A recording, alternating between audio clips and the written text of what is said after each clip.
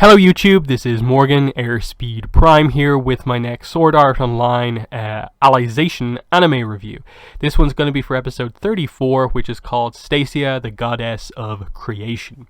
And this was a very fun episode, very much a character-driven episode focused pretty much exclusively on Asuna's reintroduction into the story here, her getting to meet all of these characters, meet the people of the underworld for the first time, catch them up to speed, her learning about some of the stuff that's happened that she obviously wouldn't be able to know about, and then I think primarily from the sort of fun perspective, her interesting dynamic with Alice, and then when they bring like Sortiliana and Ronye into things, and like all of their connections to Kirito and the sharing of stories and stuff like that. But getting into the details here, I like that we went back to show Asuna actually diving in, her getting ready to dive, the drive and determination as she's heading in there to save him,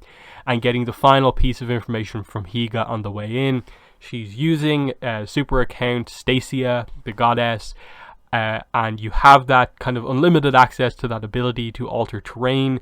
The only limitation on it is just that it is going to basically overload your brain, your Fluxlight, if you overuse it. So, you know, if you start getting a headache, stop using it. So that puts a limitation on it, even though I suppose technically the character, there's no inherent like limitation programmed in. It's just pure amount of data required to visualize and change that much kind of landscape is just an overload waiting to happen.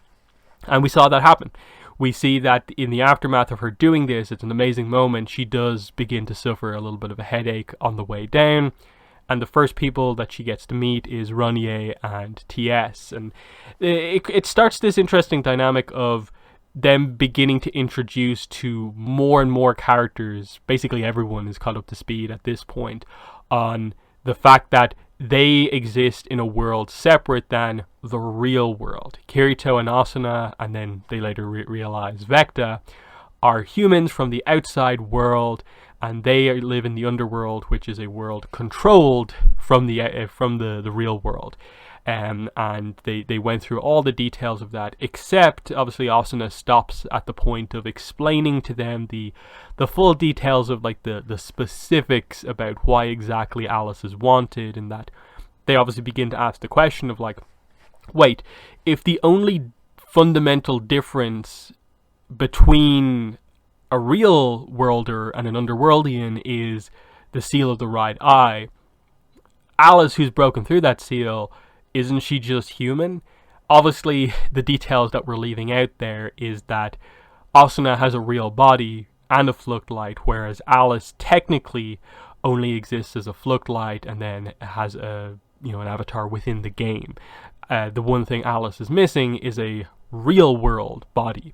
So that's the thing that Asuna doesn't tell them and stops short of explaining, because it probably would overcomplicate things in what we're dealing with here.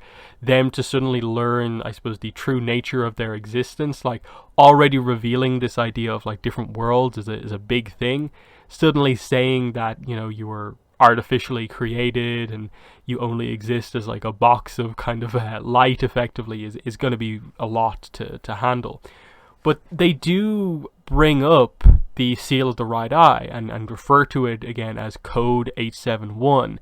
And this is where they confirm to us something that if you were sort of paying attention, you'd realize was always a problem with Project Alicization, of like, if this thing exists to effectively create Alices, these bottom-up AIs, the ones that can like think for themselves, that are true artificial Fluxlights, why would they ever program into everyone a system where it limits their ability to like act freely?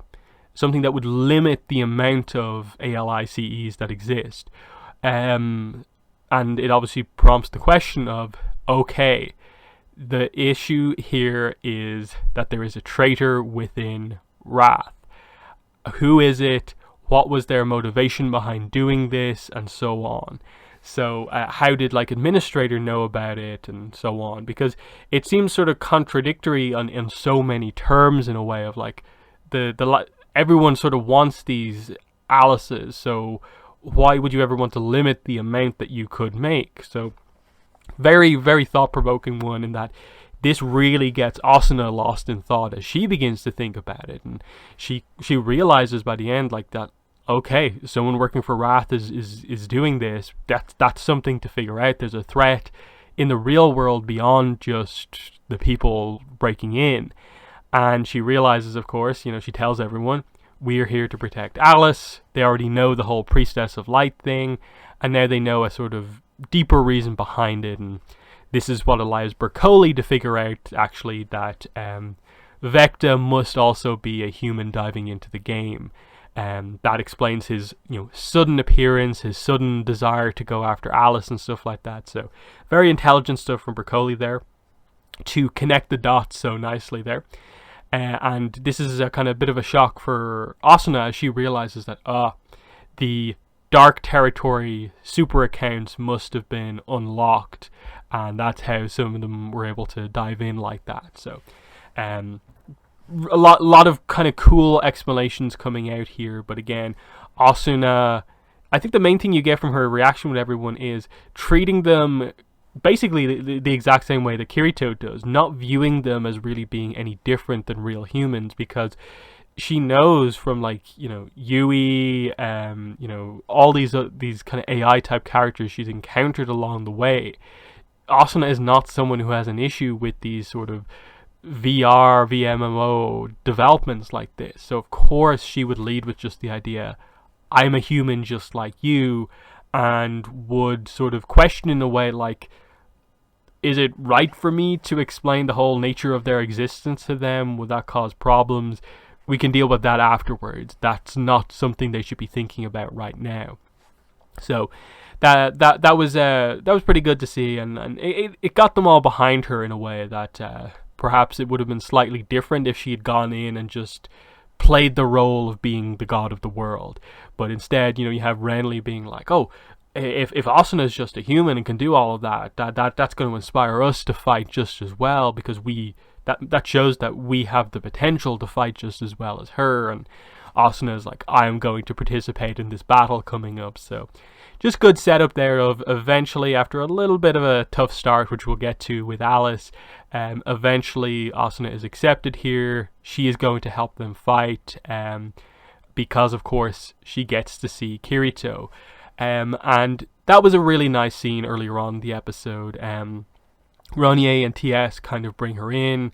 She hugs him, and notably, we see the biggest reaction we've seen of Kirito since he's been like this to seeing Asuna. You see a kind of some clear-cut movement, very, very clear and sort of powerful emotion about seeing her, on the verge of almost speaking as well. So that was great to see, just that, like, yes, Asuna has had the most powerful connection so far to him, and you wonder, like, oh, is this going to be eventually how, we get Kirito back on track, knowing what we know about, like, his condition at this point, of, like, him sort of blaming himself, and that being most of the damage, more so than it still being, like, what happened to him, like, all the way back at the start of the arc. So that's going to be an interesting one. And obviously after this we get into, I suppose, what is probably going to be one of the biggest talking points of the episode, that being the rivalry, a little bit of jealousy between, Alice and Asuna. Our, two female leads ultimately here. Our new female character for Alicization in Alice versus, everyone's favorite female character in Asuna. It's obviously one of those ones where it is frustrating. You don't really want to see this. You don't want to see the kind of jealousy stuff being brought up. The two of them consider themselves like rivals for Kirito's affections or anything like that. I think what saves it is ultimately that this is an episode that tells us directly, this is how close Kirito and Asuna are, and this is how close Kirito and Alice are, and directly having just those numbers confirms to you that, okay, one of them is, the person Kirito's going to be with for the rest of his life. The other is, someone, kind of important to him, but ultimately not as close as so many other characters. You have to say that, in the same way that she confirms that she basically just fought with him over the course of like one night effectively, and then just, protected him, looked after him for a couple of months while he wasn't really conscious for the most part. There is that kind of gulf, I suppose, in a way, between the two, and especially when Ronnie and T.S. come in and reveal that they basically know him kind of better than Alice does. It's one of those ones that highlights it, but it also then becomes sort of the one frustrating character trait of Alice, is that she thinks her connection to Kirito is kind of better than anyone else's, and she's sort of overly protective of Kirito. You get why, because she has had to protect him all of this time, and those early episodes of War of the Underworld, we got to see that protection. And so she's now having to adapt to the fact that there are other people who know and care for him just as well, and that he actually cares for more than her. So it's one of those ones where you would hope that as it goes on, that she grows to really see that Asuna and Kirito are in that relationship. That Asuna says it here, that you'd hope that is something that causes kind of Alice to just change the way she's acting a little bit in all of this, because it is the one sort of frustration. Like, again, they do the same thing with Asuna as well, of having her sort of be somewhat combative in all of this, but I think it's more understandable from her point of view, given that she is Kirito's girlfriend. But it's something that you don't want to affect such a dynamic between like two of your main characters effectively. Like if Alice is going to be continuing in the series for the rest of it, basically from here on out, you don't want every interaction between Alice and Asuna to just be sort of this trying affair as they both kind of compete for Kirito's time. So you want them to, like, the second Kirito's back up and running, you want the clarification about this to really come out, so we can make it clear what the dynamics are, because it's frustrating. It's frustrating because it gets in the way of like kind of everyone's arc, that you're creating this kind of drama about romance, even though the romance is pretty much set in stone which way it's going to go at this point. So that's the one kind of hope with this. Like, just thankfully, by the end of even this episode, we did get to a point where, Alice and Asuna are just sort of like laughing together over just like, oh, like, here's all these other characters that Kirito knows really well as well, and of course they're girls.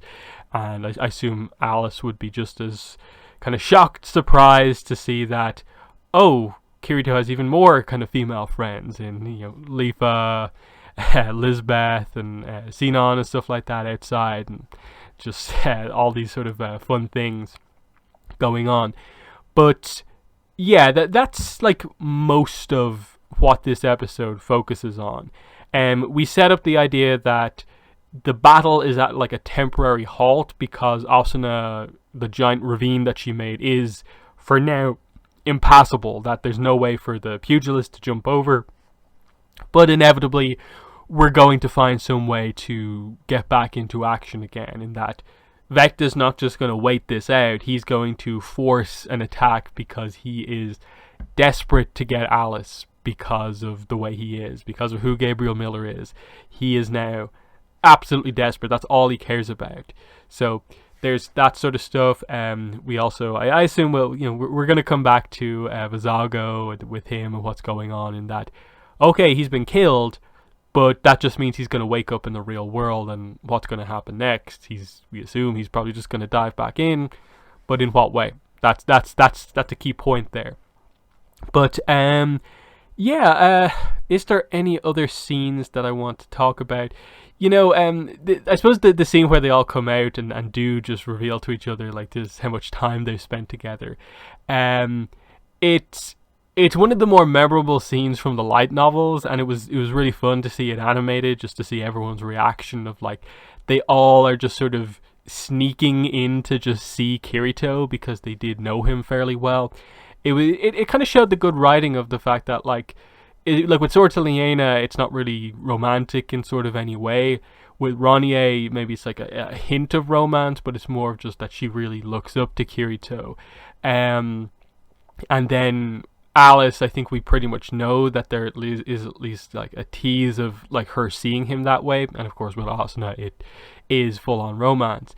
It was just fun to see them all just kind of sneak up and be like, okay, you come in too, and they're going to sit down and now share stories of what they know about Kirito and so on. So because none of their like dynamics together like overlap really for the most part. In that like obviously Ronnie and like Sword to Liena will like sort of in a way know it, but at the same time there was like a time skip between the introduction of those characters. So by the time Sword to Liena left, that's when like Ronnie and TS were sort of introduced. So while it's like a similar situation, they don't know the specifics about each other, and then Alice wouldn't know that either, or what Kirito's like in the actual real world.